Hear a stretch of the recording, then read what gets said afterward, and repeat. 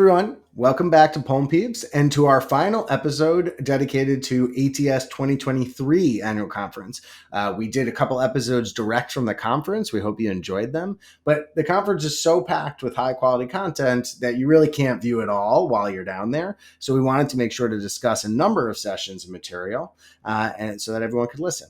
Christina, have you recovered from your ATS 2023 experience yet? Hey, Burp, just about. I'm still processing all the great talks that I heard and, following up on meetings when, you run into people in the hall and, just getting to make some connections. So it was a great time and looking forward to ATS 2024. But as you said, Burp, definitely too much. I couldn't make it to everything, but just really excited that we get to revisit one of the sessions today because it's a really important topic and glad to have some guests join us. Yeah, absolutely. I think some of the talks are so interesting, and there's obviously a huge amount of exposure having your talk at ATS, but even more, we like to share some of the really important topics that we're passionate about and hope that we can reach even more people. So that's what we're doing today. So today we're doing this in partnership with the Critical Care Assembly and the symposium one of the symposiums that they chose to staff this year and that we are talking about today was called Fail Smarter and Learn Faster, Moving Beyond Bystander Training to Organizational Strategies to Reinforce DEI Pipeline, Diversity, Equity, and Inclusion Pipeline in Pulmonary and Critical Care. Yeah, such a great topic, as we said, Furf. And, I think a lot of us have been trying to learn about this and become more familiar just so that we can enhance our trainees and, make sure that we're recruiting a diverse amount of fellowship trainees. But the field's still really lacking in expert discussion. So we still have a lot of room to find out more about this and really cause for implementation and interventions. But fortunately, we have two great guests joining us today who were the chairs of this symposium. First, we'd like to welcome Dr. Liz Vigilante. Liz started out at Duke, where she received her medical degree, and then she moved on to Michigan, where she completed her residency as well as fellowship. She found time, I don't know how, Liz, to also get an MPH and as well as completed a Master's of Science in Health and Healthcare Research at the University of Michigan. Currently, her research focuses include persistent critical illness as well as sexual harassment within medicine. Thanks so much for coming on Pulm Peeps today, Liz. Ooh, I'm super excited about this. This is going to be a lot of fun. Thanks for having me. Yeah, absolutely. It's our pleasure. Next, we have Juan Celadon. Juan is a professor of pediatrics and a professor of medicine, epidemiology, and human genetics at the University of Pittsburgh, where he's also the division chief of pediatric pulmonology. In addition to his MD and his pulmonary pediatric specialty, he has a doctoral degree in public health. His list of accomplishments is far too long to fully go into here, but he is a world-renowned researcher. He's been recognized for his scientific achievements by multiple societies, including the ATS and the American Pediatric Society. He leads a large NIH-funded research initiatives, and he's the author of literally hundreds of publications. So we're really honored to have you with us today, and thanks for being on Pulm Peeps. Thanks so much for your kind introduction. It's truly a pleasure to be here. Yeah, absolutely. I also want to acknowledge your co-chair, Daniel Hidalgo. He was part of the planning for this. He unfortunately couldn't be on to record with us today, but we just want to mention that he was one of the integral drivers of the symposium as well. And we're really excited to dive in. But before we do, just our standard disclaimer, this podcast is not meant for specific medical advice, and the views that we all express today may not reflect the opinions or policies of our respective employers. These are our own. Thanks so much, Burp. And to get things started, Liz, we wanted to get your perspective on what we think is a really important question. So some of the interesting background around this session was that despite strategies to recruit and retain women and underrepresented minorities in medicine, the COVID-19 pandemic had an outsized impact on these specific groups. And we're hoping you could just share, a little bit more about this impact and any other thoughts you have on this topic. No, I really appreciate that question. The COVID-19 pandemic, there's been work that has started to come out when we think about what keeps women in academic medicine and what are the big factors that you need to stay in academic medicine. And there are like a couple tenets out there. One of them is you publish or perish, which I think you start to hear as a resident and as a fellow, and certainly as an early career faculty member. You need grant funding, certainly in order to be promoted throughout the academic ladders. And you need to kind of rise in leaderships, whether that's within your institution or national or international communities.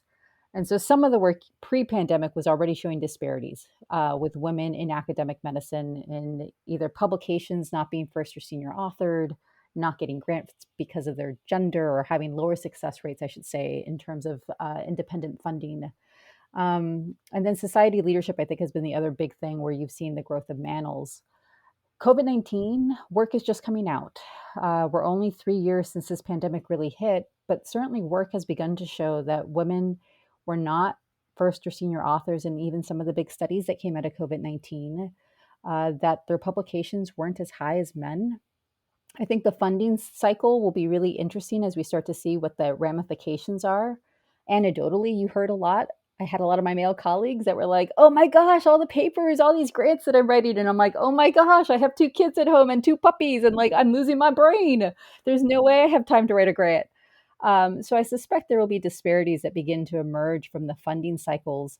And I think from a conference, national, international, you start to get to these invited talks, who's at these platforms. And Manels really started to get highlighted a lot. And this whole idea that you could use Zoom as a media, I think, 2021 and COVID, we had ATS was like virtual. And so whether or not that was an ability for women to actually make their presence known. So I do think, the implications of COVID we're beginning to see in some of the research. I think the longer term implications we'll see in 5 to 10 years in terms of pipelines and what happened to women and other minorities really throughout this pandemic. Yeah, that's really helpful to think about. And, now's the time we should be talking about it. Probably should have been talking about it before and through, but maybe we can still bend that curve so that 5 to 10 year numbers don't look so different. But thanks for reviewing that. So the title of this session also talks about moving beyond bystander training to more durable organizational initiatives. And for the session, you all described the need to move beyond bystander training and implicit bias tests alone as a way to sort of move forward. I unfortunately think that a lot of people are even pre this stage. You guys are moving beyond to better techniques. And I think there are still probably a lot of people out there who are not even familiar with bystander training and implicit bias testing. So Juan, could you describe for our listeners who may not be familiar what you're referring to with that and why that alone is no longer adequate to address the inequities within pulmonary and critical care? Sure, that's a great question, Dave. So, a bystander is somebody who witnesses or observes an act of discrimination from a perpetrator against a victim, right? Now, that person may not be aware of the situation, and this is, somehow common still, unfortunately.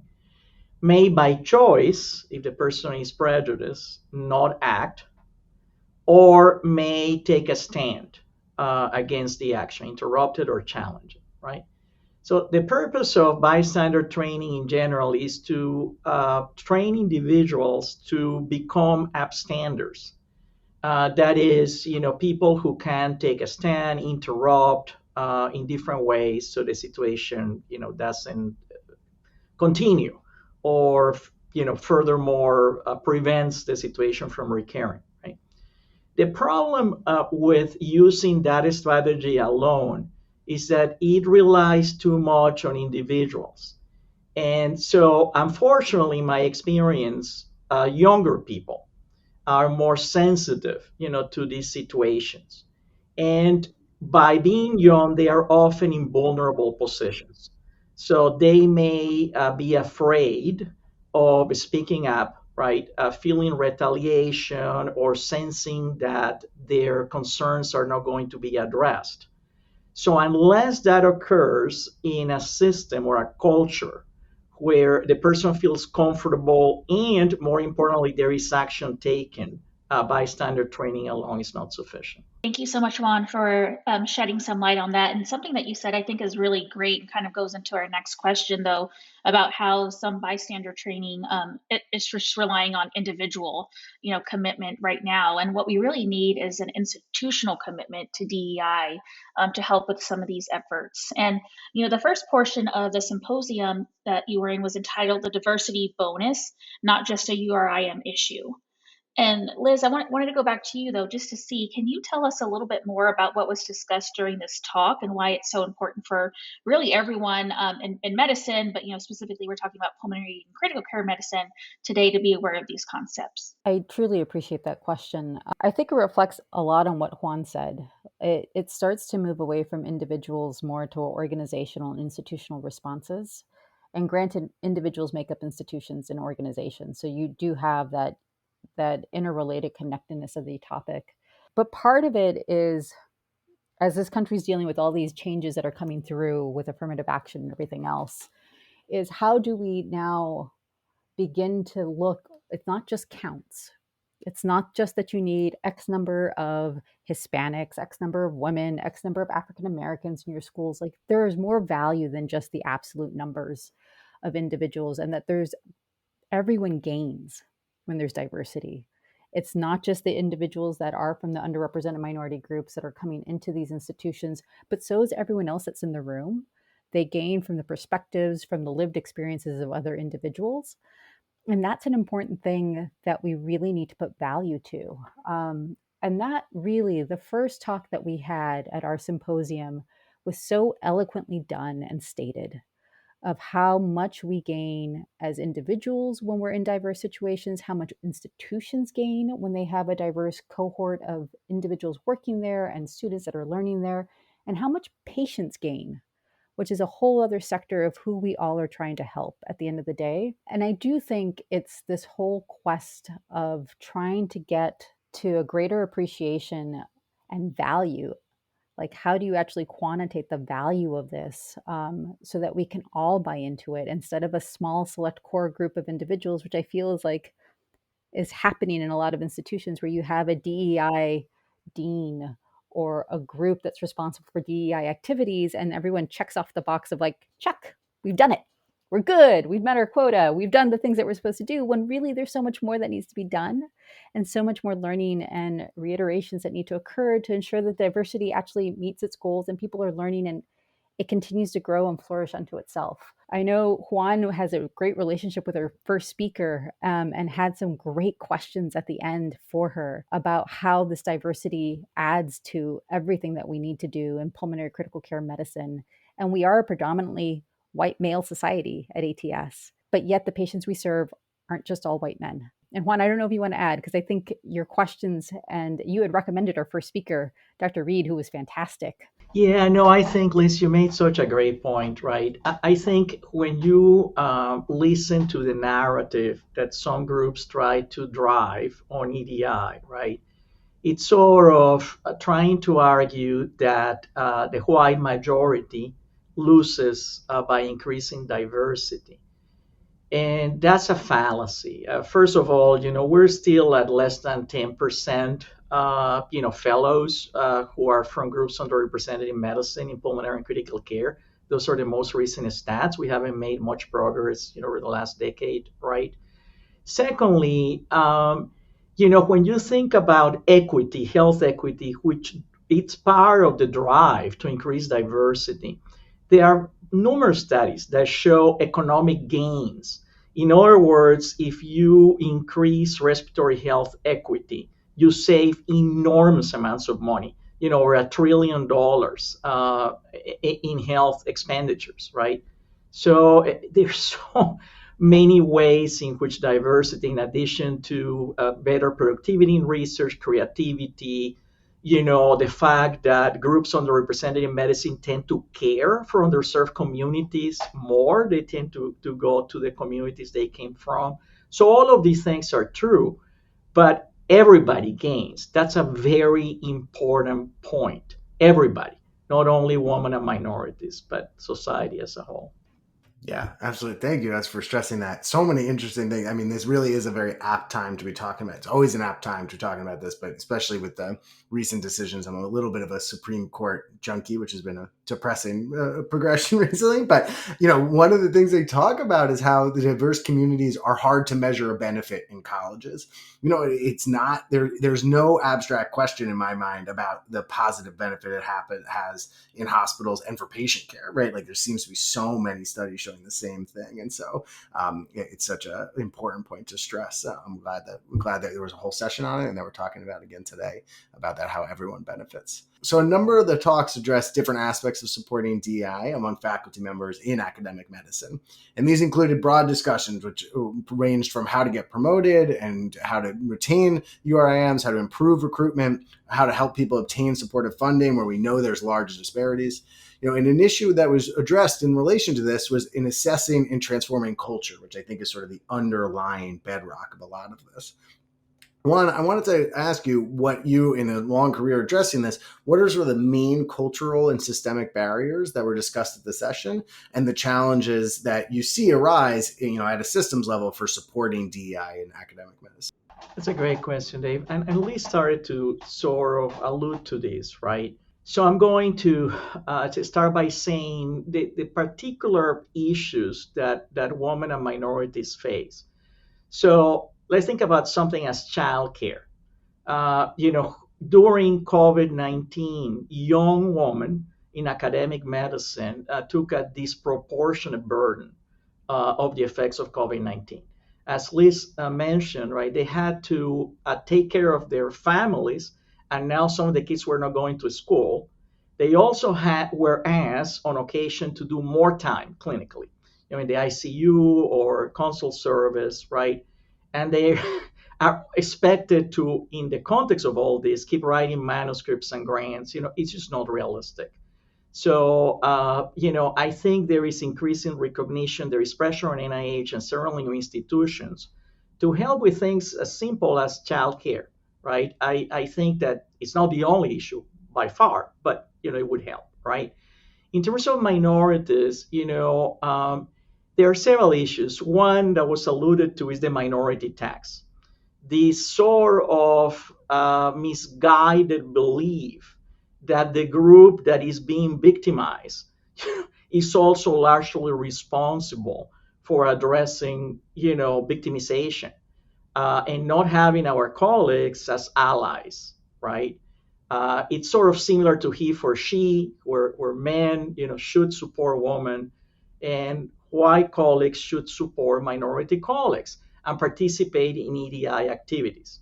It's often the case that a minority faculty will be asked to be in every single diversity committee there is without getting any recognition for that, either in terms of effort, salary compensation, promotion.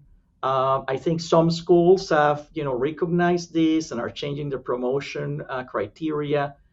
But a need to increase that wellness, make sure that people are supported, that they have social networks of people who, are like them, that are facing similar issues. All these things are things to ponder and act on. Thanks, Juan. That's so true. I was just talking to a colleague last week about several of the topics that you just mentioned and how, further recognition can be given for them, because they're on like all of the diversity councils and leaderships, and, they're asked to take photos, and it's just a lot of things to try to carry on going forward. So I'm glad you brought that up. I'm glad some institutions are really trying to change that. And a follow-up question for both you, Liz, and Juan. A lot of the work that needs to be done is really about cultural transformation, as we alluded to with our last question, which can obviously be extremely difficult to influence.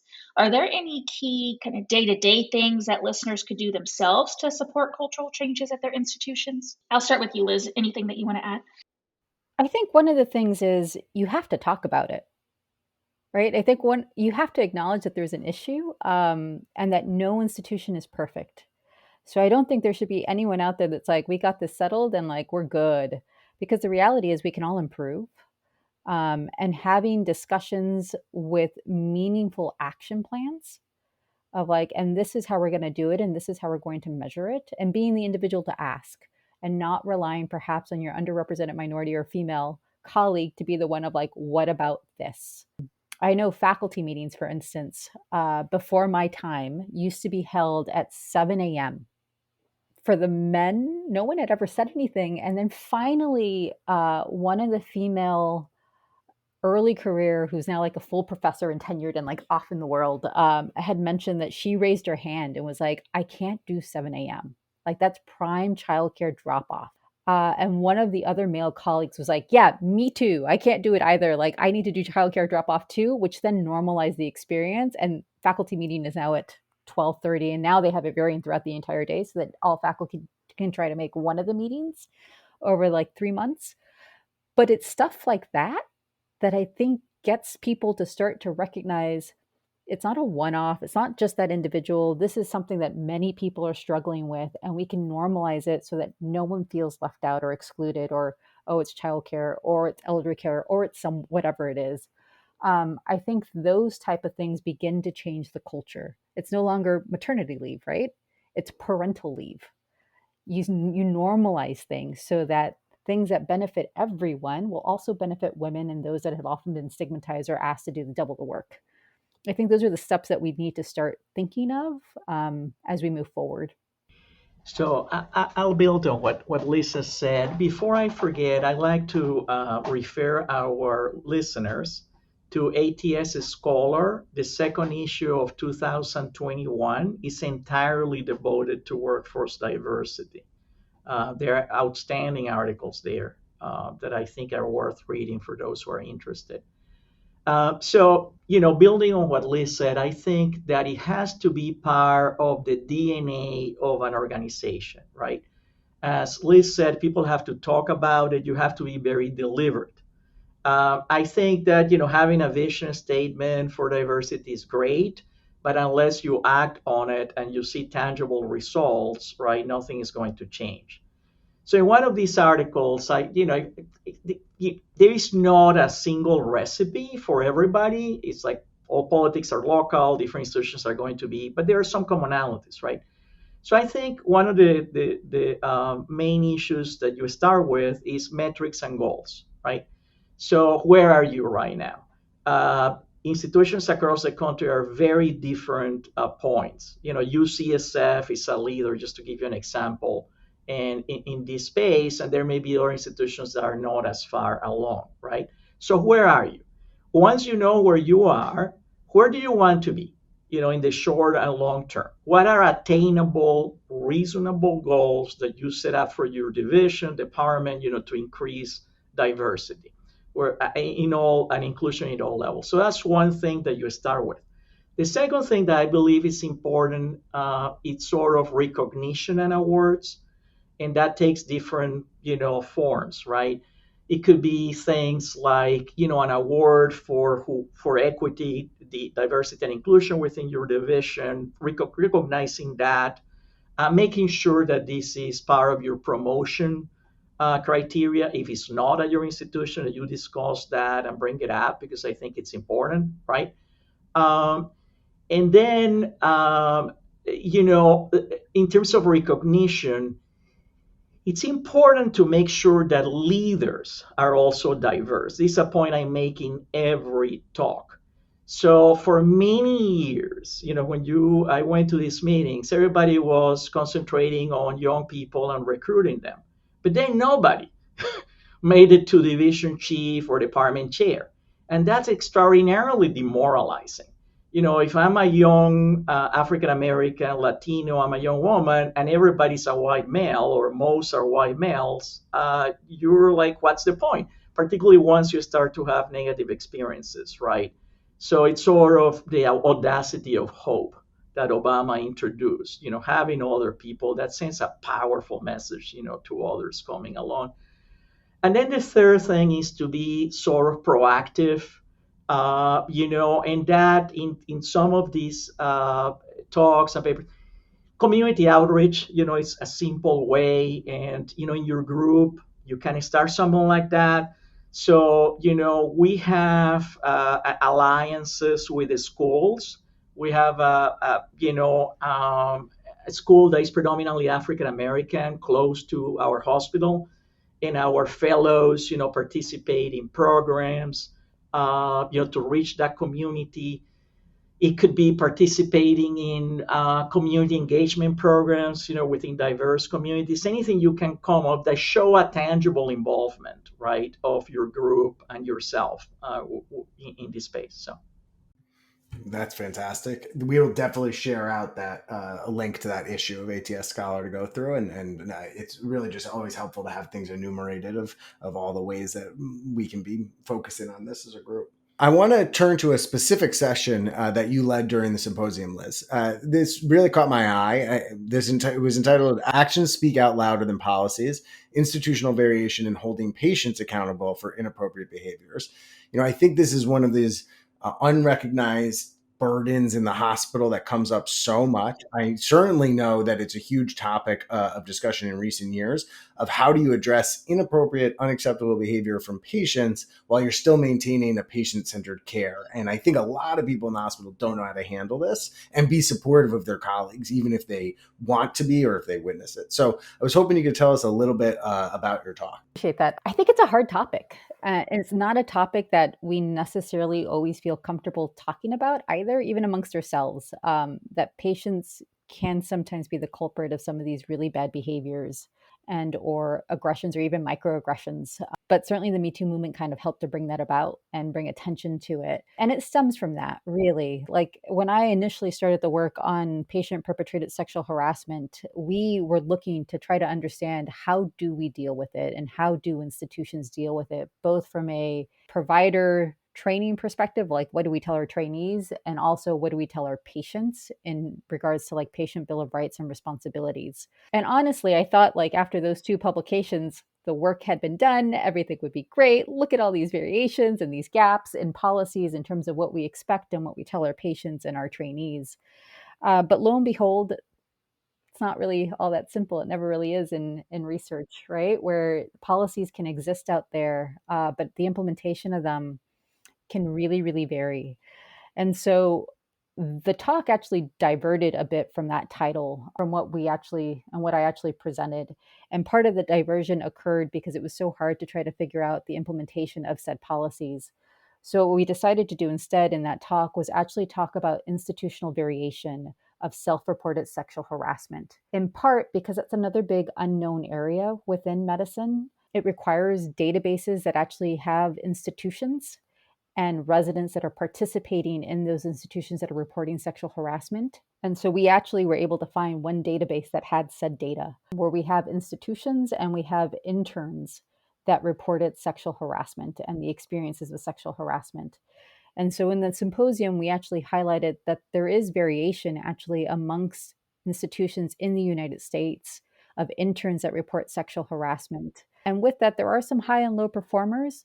There's also variation among specialties in medicine, with some types of programs, pediatrics, as compared to the surgical services, having less or more reports of sexual harassment. I do think it's a nuanced discussion, which is the one thing that I continue to highlight, because just because you have interns reporting that they're experiencing more sexual harassment at an institution doesn't necessarily mean that institution is worse from a culture perspective, right? It can be a two-sided coin where interns are reporting more sexual harassment because they feel comfortable reporting it, or they're reporting more sexual harassment because they really are being sexually harassed more. And like teasing that apart, I think is the next venue and like the next big question of like, how do you begin to figure out which of the two is it? Because it's important to really know. But that was kind of the big takeaway from the actual data that we presented at the scientific symposium.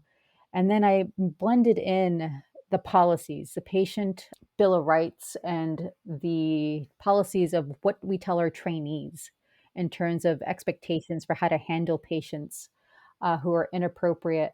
And it was only a notable thing. I threw it out there as a like, think about this. But the top two programs that had the least amount of reported sexual harassment also had really good policies on how to handle patient perpetrated sexual harassment and had clear guidelines on the patient bill of rights and responsibilities, unlike the worst two hospitals. So perhaps there is some implication for like the culture and what's captured in policies and what the repercussion is for like the interns and what they're reporting.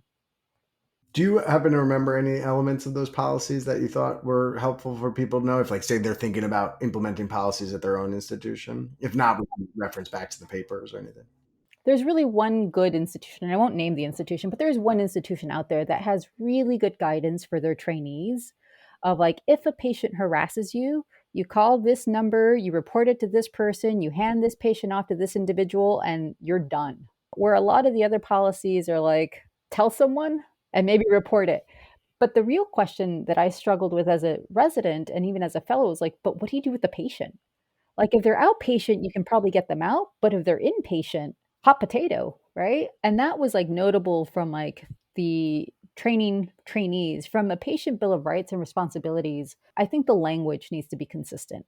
Like what the patients are entitled to is definitely like care without harassment. And there are almost all policies actually are really strict about the patient bill of rights. The patient bill of responsibilities, I think, is where hospitals can really improve upon, where the language should mimic their patient bill of rights. And all too often it's either missing or the tone of the language is like, just be considerate of your providers, which I think is the bare minimum that you would expect, right? So the bare minimum should probably be equivalent to the patient bill of rights. And I think that's stuff that individuals can look at their own institution. Like, what are we telling our patients as a way of looking at the culture for their institution? So much for sharing that, Liz. And as you said, definitely room to improve, and glad to have you as a leader in this area. And excited to see what you and others are able to put out to really kind of help change institutional policies going forward. Dave and I are just so happy that you're joining us today, because we're really diving into some topics that aren't typically covered. And, we're just scratching the surface with some of this information. Love to hear a little bit more from both of you about the session itself. I know, Liz, earlier you said that it ended with a panel discussion and some great questions I'm sure came up. So we're just hoping you could both tell us about some of the topics that came up and anything you found particularly interesting. And Juan, we'll go ahead and start with you. I will briefly add one thing, that was also that we mentioned, and that is a lot of people don't recognize that there is a lot of longitudinal funding, for DEI efforts. So I'll share with you here. We have an R25 grant. These are underutilized. Those are summer research programs for undergrads, and ours is just for persons underrepresented in medicine. And we pair them with people doing heart, lung, and blood research, right? Just to introduce them, encourage them. And then there is for residents the R38, which you can also tailor to, to equity, diversity, and inclusion if you want. And then the T32 or F32 or F31 that Liz mentioned. But there is a way that institutions, and Pittsburgh is one of them, can align these things, right? To build something that is sort of a continuum to increase EDI. I think it didn't come up in the panel discussion, but a talk that I think was super intriguing, and I'm hoping I get the actual references from, were some of the NIH people that were actually at the session. Because remember, one of the ways you stay in academia, at least on the tenure track side, is money. You need money. And so hearing their thoughts of what is the NIH doing to kind of help support underrepresented individuals within the grant fundings, and what other programs are there, which they highlighted the loan repayment program, which everyone should look at if you have medical school loans and you're on a T32 or on a K, as a way of paying back the $250,000, $300,000 that you have in debt. Like, there are certain things that I think were really, really important to hear and to like reiterate. F32s, F31s, beyond just like ours. I think the other really interesting part that I'm still delving deeper into, and if I get the references, I'm happy to share, is the NIH stances on passing on perpetrators and not wanting to pass the perpetrator on to other institutions, which you see, I think Davis and some of the, forget what other program has implemented this already and how they're screening faculty members when they're hiring them. I think it will be really curious to see how our funding institutes kind of help to shape culture change too, by putting their money where, for lack of a better term, their mouth is, right? Like, I think money makes the world change as well as goodwill and persistence and perseverance. So those were the other talks that I found really intriguing, some dynamic as well. And if I get those references, which I just asked from the NIH people, I will be happy to share those so that others may have a chance to peruse through them as well. Yeah, I think that I tend to be an optimistic person, perhaps, to a fault.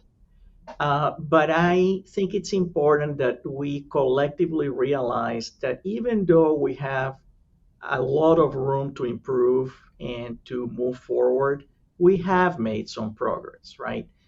And I think it is important for people to know that success is possible, through some examples and some things that were said. Liz just mentioned some, others did. I think that's important because you need to show that things can work to sort of motivate others to keep working on the field. And I did mention at the end, right? At the ATS, for example, the society is not the same that it was 10 years ago. It's it may escape younger people because they were not there when I started, but it was really a completely white male dominated society. And when you look at the proportion of women in the board of directors, as presidents over the last decade, minorities, there has been substantial improvement. And it's been a battle, but it's a battle that has been won at times. And, the fight will continue. There are a lot of issues that we can improve on. And I think for me, that's important.